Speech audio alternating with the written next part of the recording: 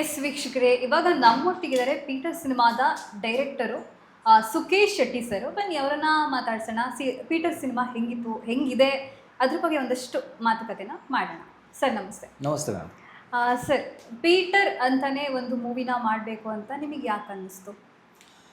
ದೂರದರ್ಶನ ಆದಮೇಲೆ ಒಂದಷ್ಟು ಕತೆಗಳ ಬಗ್ಗೆ ಯೋಚನೆ ಮಾಡ್ತಾ ಇರಬೇಕಾದ್ರೆ ಇಲ್ಲ ಈ ಸರಿ ಮತ್ತೊಂದೇನೋ ಹೊಸ ಅನುಭವನ ಕೊಡಬೇಕು. ಯಾಕೆಂದರೆ ದೂರದರ್ಶನ ಇಟ್ಸ್ ವೆರಿ ಕ್ಲಿಯರ್ ದಟ್ ಒಂದು ಎಮೋಷ್ನಲ್ ಟಚ್ ಇದ್ದಂಥ ಸಿನಿಮಾ. ಅಂದರೆ ಅದು ತುಂಬ ಕನೆಕ್ಟ್ ಮಾಡೋಕ್ಕೆ ಮಾಡಿದಂಥ ಸಿನಿಮಾ ಅದು. ಅಂದರೆ ಒಂದು 80s ಬ್ಯಾಕ್ಡ್ರಾಪಲ್ಲಿ ಒಂದು ಟಿ ವಿ ಅಂತ ಬಂದಾಗ ಯಾವ ಥರದ್ದು ಎಮೋಷನ್ ಅವಾಗ ಜನ್ರೇಟ್ ಆಗಿತ್ತು. ಸೊ ಒಬ್ಬರ ಮನೇಲಿ ಟಿ ವಿ ಇದ್ದಾಗ ಹೇಗೆ ಅದನ್ನು ಟ್ರೀಟ್ ಮಾಡ್ತಾಯಿದ್ರು, ದೇವ್ರ ಥರ ಟ್ರೀಟ್ ಮಾಡ್ತಾಯಿದ್ರು, ಅದು ಇವತ್ತಿನ ಜನಗಳಿಗೆ ಅದನ್ನು ಮೆಲುಕು ಹಾಕೋದಕ್ಕೆ ಅಂತ ಒಂದಷ್ಟು ನೀಟಾಗಿ ಕಟ್ಕೊಟ್ಟಂಥ ಸಿನಿಮಾ. ಅದಾದಮೇಲೆ ಈ ಸರಿ ಬೇರೆ ಏನೋ ಕೊಡಬೇಕು, ಅದು ಕೂಡ ಒಂದು ಥಿಯೇಟ್ರಿಕಲ್ ಎಕ್ಸ್ಪೀರಿಯನ್ಸ್ ಆಗಿರಬೇಕು. ಮತ್ತು ಥಿಯೇಟ್ರಿಕಲ್ ಎಕ್ಸ್ಪೀರಿಯನ್ಸ್ ಅಂದರೆ ಬರೀ ನಾವು ಕತೆ ಚಿತ್ರಕಥೆ ನೋಡ್ಕೊಂಡಿರೋಕ್ಕಾಗಲ್ಲ. ಶಬ್ದ ವಿನ್ಯಾಸ ಆಗಲಿ ಆ್ಯಂಡ್ ವಿಜುವಲ್ಸ್ ಆಗಲಿ, ಮ್ಯೂಸಿಕ್ ಆಗಲಿ, ಸ್ಕೋರ್ ಆಗಲಿ, ಸೊ ಎಲ್ಲವನ್ನು ನಾವು ಅಷ್ಟೇ ನೀಟಾಗಿ ಕಟ್ಕೊಡ್ಬೇಕಾಗಿತ್ತು. ಸೊ ಯಾಕೆಂದರೆ ಆಡಿಯನ್ಸ್ಗೆ ಒಂದು ಮಟ್ಟಿಗೆ ಅವರು ಒಂದು ಸ್ವಲ್ಪ ಡೈಲ್ಯೂಟ್ ಆಗೋಕ್ಕೆ ಸ್ಟಾರ್ಟ್ ಆಗಿದ್ರು. ಈಗ ಒಂದೂವರೆ ವರ್ಷದಿಂದ ಅಂದರೆ ತುಂಬಾ ಡೈಲ್ಯೂಟ್ ಆಗೋಕ್ಕೆ ಸ್ಟಾರ್ಟ್ ಆಗಿದ್ರು. ಸಾಕಷ್ಟು ವಿಷಯಗಳೆಲ್ಲ ಕೇಳಿಬರ್ತಾಯಿತ್ತು. ಸೊ ಒಂದೇ ಒಂದು ತಲೆಗೆ ಬಂದಿದ್ದೇನು ಅಂದರೆ ಆ್ಯಸ್ ಎ ಡೈರೆಕ್ಟರ್ ಆಗಿ, ಇಲ್ಲ ಈ ಸರಿ ಒಂದು ಕತೆ ಮಾಡಿದ್ರೆ ಅಥವಾ ಒಂದು ಸಿನಿಮಾ ಪ್ರೆಸೆಂಟ್ ಮಾಡಿದ್ರೆ ಥಿಯೇಟ್ರಲ್ಲಿ ಒಂದು ಬ್ಯೂಟಿಫುಲ್ ಎಕ್ಸ್ಪೀರಿಯನ್ಸ್ ಕೊಡಬೇಕು. ಸೊ ಅನ್ನೋದು ತುಂಬ ಮೇನ್ ರೀಸನ್ ಪೀಟರ್ ಒಂದು ಕತೆ ಮಾಡೋದಕ್ಕೆ. ಓಕೆ ಸರ್, ಏನಂದರೆ ನಾನು ಆವಾಗಲೇ ಹೇಳಿದಾಗೆ ಮಲಯಾಳಮಲ್ಲಿ ಈ ಥರ ಸಿನಿಮಾಸ್ ಬರ್ತಾ ಇದೆ, ಜಾಸ್ತಿ ಈ ಥರ ಸ್ಟೋರೀಸ್ ಬರ್ತಾ ಇದೆ. ಆ ಥರದ್ರಲ್ಲಿ ಏನಾದರೂ ನೀವು ಇನ್ಸ್ಪೈರ್ ಆದ್ರಾ ಈ ಸ್ಟೋರಿಗೆ, ಈ ಪೀಟರ್ ಅನ್ನೋ ಕತೆಗೆ? ಖಂಡಿತ ಅಲ್ಲ. ನೀವು ಸಿನಿಮಾ ನೋಡಿದಾಗ ನಿಮಗೆ ಗೊತ್ತಾಗುತ್ತೆ ಇದು ಅಲ್ಲಿ ಎಲ್ಲಿಯೋ ಕತೆ ಅಲ್ಲ, ಇದು ಇಲ್ಲಿಯ ಕತೆ ಅಂತ. ಆಮೇಲೆ ಇದು ಸಿನಿಮಾ ಶೂಟ್ ಆಗಿರೋದು ಭಾಗಮಂಡಲದಲ್ಲಿ, ಕೇರಳದಲ್ಲೂ ಅಲ್ಲ, ಎಲ್ಲೂ ಅಲ್ಲ, ಭಾಗಮಂಡಲದಲ್ಲೇ ಶೂಟ್ ಆಗಿರುವಂಥ ಸಬ್ಜೆಕ್ಟ್ ಇದು. ಆ್ಯಂಡ್ ಮಡಿಕೇರಿಯಲ್ಲಿ ಶೂಟ್ ಆಗಿರುವಂಥದ್ದು. ಸೊ ನಮ್ಮ ಪ್ರತಿ ಫ್ರೇಮು ಅಲ್ಲಿಗೆ ಹೋಲುತ್ತಷ್ಟೆ, ಪ್ರತಿ ಪಾತ್ರಗಳು ಅಲ್ಲಿಗೆ ಹೋಲುತ್ತಷ್ಟೆ. ಆ್ಯಕ್ಚುಲಿ ನಾವು ಎಲ್ಲೋ ಒಂದು ಸ್ವಲ್ಪ ಹಿಂದೆ ಬಿದ್ದಿದ್ದೀವಿ. ನಮ್ಮ ಕಂಟೆಂಟನ್ನು, ನಮ್ಮ ಪರಿಸರದ ಕಥೆಗಳನ್ನು ಹೇಳೋದನ್ನು ನಾವು ಕಮ್ಮಿ ಮಾಡಿದ್ದೀವಿ, ಅಥವಾ ನಾವು ಹೇಳ್ತಿಲ್ಲ. ಯಾವಾಗ ನಾವು ನಮ್ಮ ಪರಿಸರದ ಕಥೆಗಳನ್ನು, ನಮ್ಮ ಸುತ್ತ ಇರುವಂಥ ಕಂಟೆಂಟ್ನ ಹೇಳಕ್ಕೆ ಸ್ಟಾರ್ಟ್ ಮಾಡ್ತೀವಿ, ಸೊ ಆವಾಗ ಅದು ಅಲ್ಲಿಗೆ ಮ್ಯಾಚ್ ಆಗುತ್ತಷ್ಟೆ. ಯಾಕೆಂದರೆ ಅವರು ಮಾಡ್ತಿರೋದು ಅದೇ. ಸೊ ನಾವು ಅದನ್ನೇ ಮಾಡಿದಾಗ ಇಲ್ಲಿಗೆ ಅದು ಮ್ಯಾಚ್ ಆಗುತ್ತೆ. ಓಕೆ, ಕತೆ ಮಾಡುವಾಗ ನಿಮ್ಮ ಅನುಭವಗಳು ಹೇಗಿತ್ತು ಸರ್? ಇದು ಪೀಟರ್ ಕತೆ ಮಾಡುವಾಗ ಮ್ಯಾಮ್, ಅದೇ ನನ್ನ ಮೊದಲನೇ ಉದ್ದೇಶ ಇದ್ದಿದ್ದೆ ಈ ಸಿನಿಮಾದ ಕಥೆಯನ್ನು ಒಬ್ಬ ನೋಡಬೇಕಾದ್ರೆ ಅವನು ಕನೆಕ್ಟ್ ಮಾಡ್ಕೋಬೇಕಾಗಿತ್ತು, ಪಾತ್ರಗಳ ಜೊತೆ ಕನೆಕ್ಟ್ ಮಾಡ್ಕೋಬೇಕಾಗಿತ್ತು, ಜಾಗಗಳ ಜೊತೆ ಕನೆಕ್ಟ್ ಮಾಡ್ಕೋಬೇಕಾಗಿತ್ತು. ಯಾಕಂದರೆ ನಾನು ಯಾವ ಥರ ಕೇಳ್ತಿದ್ದೆ, ಈ ಥಾಟ್ ಹೆಂಗೆ ಬಂತು ನಿಮಗೆ, ಈ ಥರದ್ದು ಒಂದು ಕತೆ ಮಾಡಬೇಕು ಅಂದರೆ ಹೆಂಗೆ ಬಂತು ಈ ಥಾಟ್ ಅಂತ? ಅದು ಮೋಸ್ಟ್ಲಿ ಕೆಲವೊಂದು ಸ್ಟಫ್ಸ್ ಇರುತ್ತೆ. ಕೆಲವ್ರಿಗೆ ಏನೋ ಬರೆಯೋ ಒಂದು ಅಭ್ಯಾಸ ಇರುತ್ತೆ. ಸೊ ಕಥೆನ ಸೃಷ್ಟಿ ಮಾಡೋ ಮೇ ಬಿ ಅದು ನಂದು ಸ್ಟ್ರಾಂಗ್ ಭಾಗನೇ ಅದು. ಅಂದರೆ ಪಾತ್ರಗಳನ್ನು ಸೃಷ್ಟಿ ಮಾಡೋದು, ಪಾತ್ರಗಳನ್ನು ಒಂದು ಬ್ಯಾಕ್ಡ್ರಾಪಲ್ಲಿ ಇಡೋದು, ಆ ಬ್ಯಾಕ್ಡ್ರಾಪಲ್ಲಿ ಕಾನ್ಫ್ಲಿಕ್ಟ್ನ ಸೃಷ್ಟಿ ಮಾಡೋದು. ಸೊ ಇದು ಅಂದರೆ ಇಮ್ಮಿಡಿಯೇಟ್ ಆಗುವಂಥದ್ದಲ್ಲ, it takes lot of time. ಏನಂದರೆ ಪೀಟರ್ ಅನ್ನೋದು ಒಂದು ಕ್ರಿಶ್ಚಿಯನ್ ವರ್ಡ್ ಥರ ನನಗೆ ಫೀಲ್ ಆಗುತ್ತೆ. ಸೊ ಪೀಟರ್ಗೂ ಈ ಚಂಡೆ ಈ ಥರ ಟ್ರೆಡಿಷನಲ್ಗೂ ಏನು ವ್ಯತ್ಯಾಸ? Peter Christian ವರ್ಡೇ.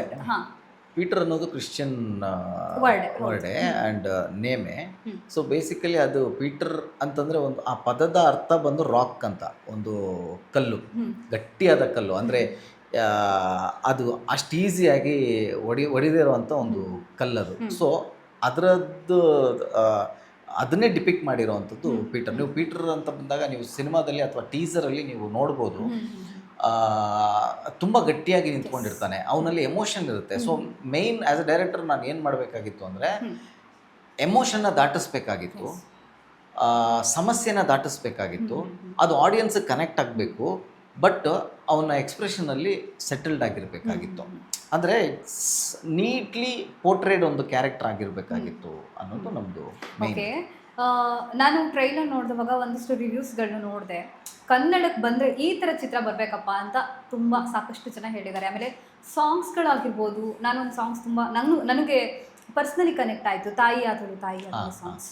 ಆ ಸಾಂಗ್ ಬಗ್ಗೆ ಆಗಿರ್ಬೋದು ಒಂದಷ್ಟು ಏನು ಹೇಳ್ಬೋದು ನೀವು? ಯಾ, ಆ್ಯಂಡ್ ಮೊದಲನೇದಾಗಿ ಅದೇ ನೀವೇನು ಹೇಳ್ತಿದ್ದೀರಾ ಅದು ನಮಗೆ ಸಾಕಷ್ಟು ಇಂಡಸ್ಟ್ರಿಯಿಂದನೂ ಬರ್ತಾ ಇದೆ, ಹೊರಗಡೆಯಿಂದನೂ ಬರ್ತಾ ಇದೆ.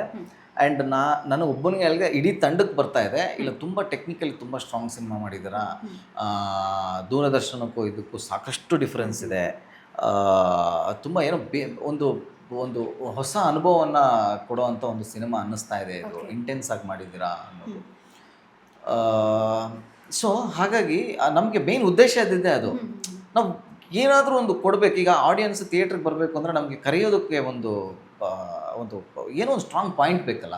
ನಾವು ಸುಮ್ಮನೆ ಬರೀ ಕತೆ ಮಾಡ್ಕೊಂಡು ಶೂಟ್ ಮಾಡ್ಕೊಂಡು ಬಂದು ನಾವು 4 ಸಾಂಗ್ ಬಿಡ್ತೀವಿ, ಒಂದು ಟೀಸರ್ ಟ್ರೈಲರ್ ಬಿಡ್ತೀವಿ ಅಂತಂದರೆ ಜನ ಬರಲ್ಲ ಇವತ್ತು. ಸೊ ಅದಕ್ಕೆ ನಾವು ಟೈಟಲ್ ಅನೌನ್ಸ್ಮೆಂಟಿಂದ ಹಿಡಿದು ಆ ಪೀಟರ್ ಅಂತ ಹೇಳೋದು ಕೂಡ ಅದೇ ಕಾರಣ. ಅದೊಂದು ಕ್ಯಾಚಿ ಟೈಟಲ್. ಸೊ ಏನಾಗುತ್ತೆ, ಅಟೆನ್ಷನ್ ಸೀಕ್ ಮಾಡಬೇಕು. ಇದೇನಿದು ಟೈಟಲ್ಲು ನೀವು ಹೇಳಿದ್ರಿ ಇವಾಗ ನಿಮ್ಗೆ ಕ್ವಶನ್ ರೈಸ್ ಆಗಿರೋದೇ ಅದಕ್ಕೆ. ಸೊ ಆ ಥರದ್ದೊಂದು ಡಿಸ್ಕಷನ್ ಆಗಬೇಕು. ಸೊ ಈಗ ಹೇಗೆ ಒಂದು ಊರಿನಲ್ಲಿ ಬೇರೆ ಬೇರೆ ಬೇರೆ ಬೇರೆ ಹೆಸರುಗಳಿರ್ತವೆ, ಹಾಗೆ ಆ ಊರಿನಲ್ಲಿ ಪೀಟರ್ ಕೂಡ ಒಂದು ಹೆಸರು ಅಷ್ಟೇ.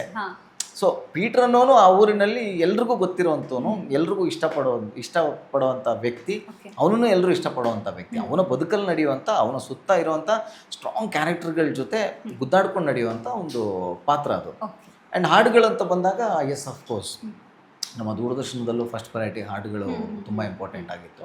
ಯಾಕೆಂದರೆ ನನಗೆ ಅದು ಒಂದು ಸ್ಟ್ರಾಂಗ್ ಪಾಯಿಂಟ್ ಅಂತ ಅನಿಸುತ್ತೆ ಹಾಡುಗಳು. ಆಮೇಲೆ ಮ್ಯೂಸಿಕ್ಗೆ ನನಗೆ ತುಂಬ ಇಂಪಾರ್ಟೆಂಟ್ ಕೊಡ್ತೀನಿ ನಾನು. ಆ್ಯಂಡ್ ಒಂದು ಸಿನಿಮಾ ಅಂತ ಬಂದಾಗ ಅಷ್ಟೂ ಕ್ರಾಫ್ಟ್ಗಳು ಪರ್ಫೆಕ್ಟಾಗಿ ನಾವು ಕ್ರಿಯೇಟ್ ಮಾಡಿದಾಗಲೇ ಒಂದು ಸಿನಿಮಾ ನೀಟಾಗಿ ನೋಡ್ಸ್ಕೊಂಡು ಹೋಗೋಕ್ಕೆ ಸಾಧ್ಯ ಇದೆ. ಸೊ ಹಾಡುಗಳು ಅಂತ ಬಂದಾಗ ಎಸ್ ಎಲ್ಲ ಸೆಂಟಿಮೆಂಟ್ ಹಾಡುಗಳಿದೆ. 4 ಜಾನರಲ್ಲಿ ನಾವು ಹಾಡು ಮಾಡಿದ್ದೀವಿ. ಒಂದು ಲವ್ ಸಾಂಗ್ ಆಗಿರಲಿ, ತಾಯಿ ಸಾಂಗ್ ಆಗಿರಲಿ, ಜೋಶ್ ಜವಾನಿ ಆಗಿರಲಿ, ಆ್ಯಂಡ್ ಮೊನ್ನೆ ಬಂದಿರೋ ಒಂದು abroad song, rivalry song, ding ಡಾಂಗ್ ಆಗಿರಲಿ. ಸೊ ಇದೆಲ್ಲವೂ ಒಂದಷ್ಟು ಕನ್ಫ್ಯೂಷನ್ ಹುಟ್ಟಾಕಿದೆ. ಇದು ಈ ಥರ ಸಿನಿಮಾನ, ಇದು ಆ ಥರ ಸಿನಿಮಾನ, ಇಲ್ಲ ಇದು ಜೋಶ್ ಜವಾನಿ ಅಷ್ಟೊತ್ತಿಗೆ ಅವ್ರು ಯಾವುದೋ ಒಂದು ಕನ್ಕ್ಲೂಷನ್ ಬಂದಿದ್ರು. ಡಿಂಗ್ ಡಾಂಗ್ ಬಂದಾಗ ಇದು ಯಾವ ಥರ ಸಿನಿಮಾ, ಇದು ಥಿಯೇಟ್ರಲ್ಲೇ ನೋಡಬೇಕು ನಾವು ಅನ್ನೋ ಥರದ್ದು. So this is the basic idea. Latest ಹಾಗೂ ಇಂಟ್ರೆಸ್ಟಿಂಗ್ ಸುದ್ದಿಗಳಿಗಾಗಿ ಬಾಸ್ ಟಿವಿ ಕನ್ನಡ ಚಾನೆಲ್ನ ಸಬ್ಸ್ಕ್ರೈಬ್ ಮಾಡಿ. ಹಾಗೆಯೇ ಬೆಲ್ ಐಕಾನ್ ಪ್ರೆಸ್ ಮಾಡಿ. ಇದರ ಜೊತೆಗೆ ಫೇಸ್ಬುಕ್, ಇನ್ಸ್ಟಾಗ್ರಾಮ್, ಎಕ್ಸ್ನಲ್ಲೂ ಮಿಸ್ ಮಾಡದೆ ಫಾಲೋ ಮಾಡಿ.